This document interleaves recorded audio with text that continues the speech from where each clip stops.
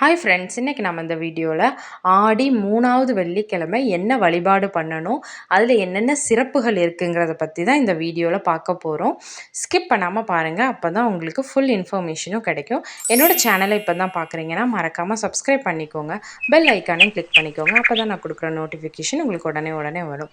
ஆடி 3வது வார வெள்ளிக்கிழமையில் ரொம்பவே சிறப்பு வாய்ந்த இந்த சுமங்கலி பூஜை பண்ணும்போது நம்ம கணவருக்கு நீண்ட ஆயுள் கிடைக்கும், நல்ல ஆரோக்கியம் கிடைக்கும். கணவன் மனைவி பிரிஞ்சிருந்தாங்கன்னா அவங்க ஒற்றுமை ஆவாங்க, சேருவாங்க. கணவன் மனைவி ஒற்றுமை கிடைக்கும். திருமணம் ஆகாத பெண்கள் இல்லை ஆண்களோ ரொம்ப நாளாக திருமணம் ஆகலைன்னா இந்த சுமங்கலி பூஜை பண்ணும்போது அவங்களுக்கு சீக்கிரமே திருமணம் கைகூடும்.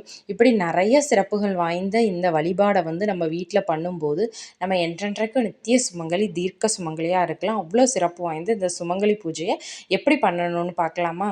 எப்போவும் நம்ம அம்மனுக்கு எப்படி வழிபடுவோமோ அதே மாதிரி பூஜையறையை நல்லா அலங்காரம் பண்ணிக்கோங்க. அலங்காரம் பண்ணிவிட்டு பழுத்த சுமங்கலி யாராவது தெரிஞ்சாலோ இல்லை உங்கள் மாமியார் அம்மானு யார் இருந்தாலும் அவங்கள வச்சு அவங்களுக்கு பாத பூஜைலாம் பண்ணி அவங்களுக்கு வயிறார சாப்பாடு கொடுத்து தாம்பூலம் கொடுத்து ஆசீர்வாதம் வாங்கிக்கலாம். அது முடியாதவங்க அம்மனோட ஃபோட்டோவையே எடுத்து வச்சு அதுக்கு நல்லா அலங்காரம் பண்ணுங்கள். வாசனை உள்ள மலர்களை அலங்காரம் பண்ணி நல்ல ஒரு இனிப்பு நெய்வேத்தியம் பண்ணி வச்சுட்டு அம்மனுக்கு தாம்பூலம் வைங்க. தாம்பூலத்தில் கண்டிப்பாக வெத்தலை பாக்கு, பூ, பழம், வளையல் இவ்வளவும் கண்டிப்பாக இடம்பெறணும். மஞ்சள் குங்குமம், ஒரு தாலி கயிறு இவ்வளவும் இருக்கிறது ரொம்பவே சிறப்பு வாய்ந்தது. மேற்கொண்டு நீங்கள் சேலை வைக்கிறதா இருக்கட்டும், இல்லை ப்ளவுஸ் பிட் வைக்கலாம். அப்படி அவங்கவுங்க வசதிக்கு ஏற்றாப்புல வச்சுக்கலாம். திருமணம் கைகூடாமல் இருக்கிறவங்க சாமிக்கு வச்சு வேண்டின இந்த தாம்பூலத்தை யாராவது ஒருத்தருக்கு தானமாக கொடுத்து அவங்கள்ட்ட என் பொண்ணுக்கோ இல்லை என் பையனுக்கோ இன்னும் கல்யாணம் கூடலை, நீங்கள் சுமங்கலி பூஜையில் வச்ச இந்த தாம்பூலத்தை வாங்கிக்கிட்டு அவங்களுக்கு சீக்கிரமே கல்யாணம் நடக்கணும்னு ஆசீர்வதிங்கன்னு சொல்லி ஆசீர்வாதம் வாங்கலாம்.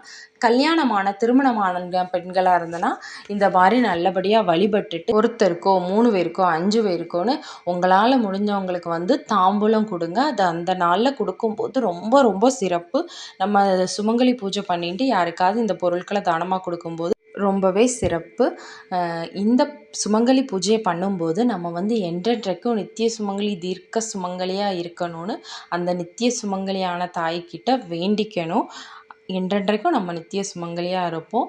இந்த பூஜை ரொம்பவே எளிமையான பூஜை. எந்த இதுவும் கஷ்டப்பட்டு வாங்காண்டா ரொம்ப எளிமையான பூஜை.